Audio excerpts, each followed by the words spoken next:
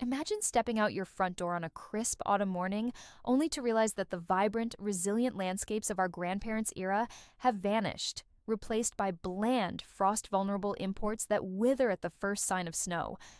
But what if I told you we can reclaim that hardy beauty right now, with plants that thrive in the cold and transform your curb into a neighborhood envy machine? Buckle up, because we're diving into a countdown of 12 cold hardy trees and shrubs you need to plant this instant for that timeless appeal. Starting from the solid performers and building to the absolute showstoppers that will make your yard pop even in the dead of winter. Number 12. Bur oak. This majestic tree once anchored the vast prairies of North America, providing shade and acorns that fed wildlife and early settlers alike. Its massive trunk and spreading canopy a symbol of endurance in pioneer homesteads. It faded from popularity as urban development favored faster-growing exotics and disease-resistant hybrids, while industrial logging shifted focus to quicker timber yields. The irony stings. We've lost a natural fortress that withstands droughts, floods, and sub-zero temps, leaving our yards exposed and devoid of that rugged, leathery bark texture that whispers stories of survival. You'd never guess that one mature bur oak can produce over 5,000 acorns in a single season, turning your lawn into a wildlife buffet. Number 11. Serviceberry. Long cherished by Native Americans for its sweet, blueberry-like fruits used in pemmican and early colonial jams, this versatile shrub tree dotted woodland edges and provided early spring blooms that signaled the end of harsh winters.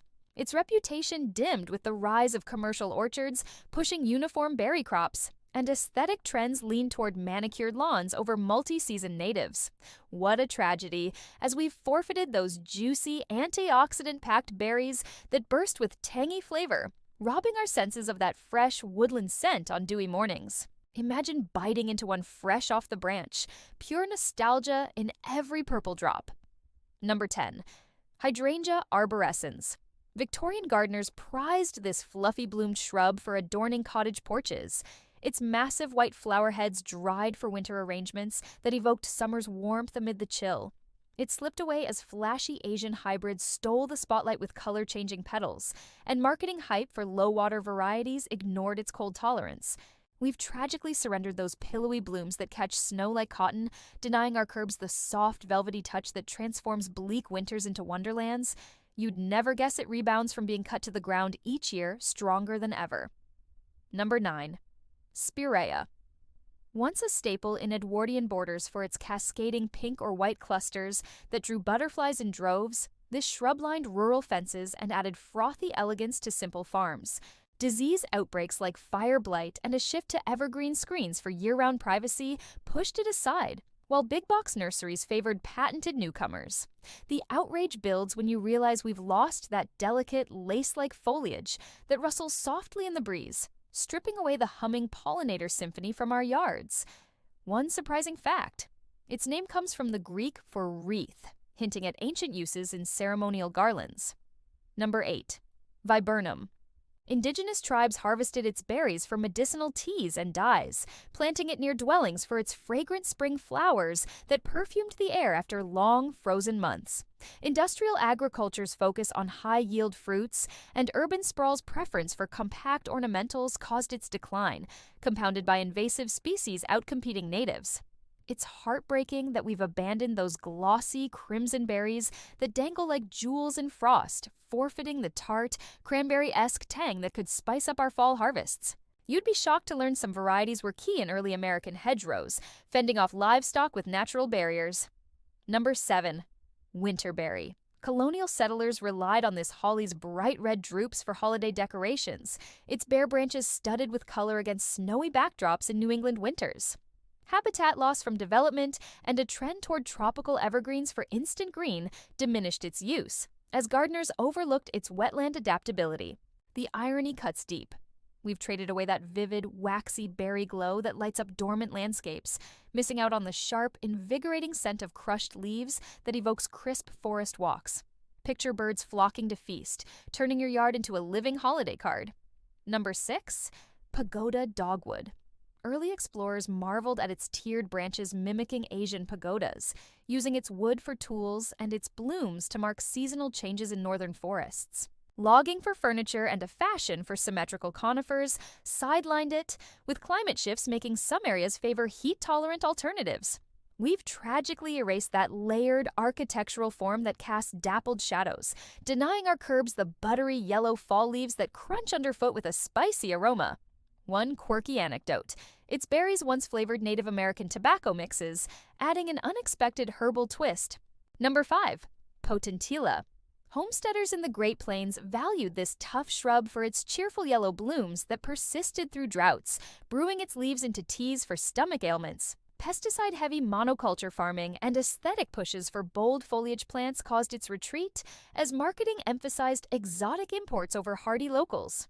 The quiet rage simmers, knowing we've lost those sunny, petal-soft flowers that buzz with bees, stripping away the subtle, honeyed fragrance that lingers on warm evenings. You'd never guess it's related to strawberries, sharing that wild, fruity essence. Number 4. Weigela. Turn-of-the-century catalogs hailed this as the hummingbird magnet, its tubular pink flowers adorning Victorian trellises and drawing wildlife to urban oases. Fungal diseases like powdery mildew and a boom in low prune evergreens tarnished its rep, while global trade flooded markets with flashier hybrids. It's a poignant loss, as those arching branches laden with blooms offer a silky, trumpet-like texture we've replaced with sterile lawns, forgetting the sweet, nectar-dripping allure that enchants passers-by. Imagine the hum of wings at dawn, a sound that's vanishing from our suburbs. Number 3. Arbor vitae. Ancient indigenous peoples crafted canoes and medicines from its scaly bark, planting it as windbreaks around Great Lakes settlements for its dense, aromatic screen. Clear-cutting for lumber and urban preferences for broadleaf varieties diminished its presence, exacerbated by deer browsing in fragmented habitats. The tragedy unfolds in yards barren of that feathery emerald foliage that whispers in the wind. We've forfeited the fresh, piney resin smell that purifies winter air. You'd be amazed that some specimens live over 1,000 years, guardians of history we've casually discarded. Number 2. Boxwood. Renaissance gardens featured this evergreen clipped into intricate topiaries, its compact form symbolizing order and prosperity in European estates brought to colonial America.